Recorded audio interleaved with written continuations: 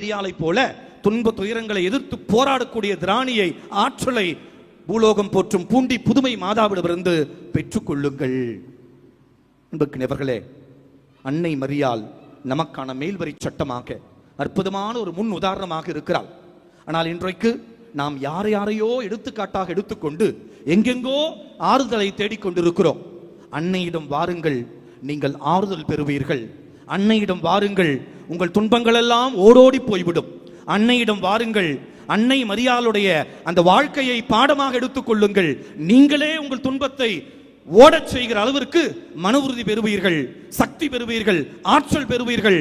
அன்னை மரியாள் எப்படி எதிர்கொண்டாலோ அதே போல நீங்களும் கூட துன்ப துயரங்களை எதிர்கொண்டு வெற்றி அடைய முடியும். அந்த வெற்றியை தருகிற தாரக மந்திரத்தை பூலோகம் போற்றும் பூண்டி புதுமை மாதா நமக்கு ஒரு பாடமாக சொல்லி தருகிறாள். அந்த பாடத்தை இன்றைக்கு எடுத்துக்கொள்வோம். அன்னையிடத்தில் தஞ்சமடைவோம், அன்னையிடத்தில் சரணாகதியாவோம். அன்னை தன் மகனிடத்தில் பரிந்து பேசி நம் துன்பங்களை எல்லாம் அவள் போக்குவாள். இறைவன் உங்களையும் உங்கள் குடும்பத்தையும் அன்னையினுடைய பரிந்துரையின் பேரிலே நிறைவாக ஆசிர்வதிப்பாராக.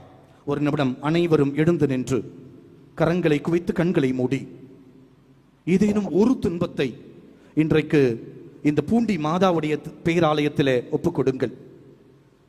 ஏதேனும் ஒரே ஒரு துன்பம் உங்கள் வாழ்க்கையை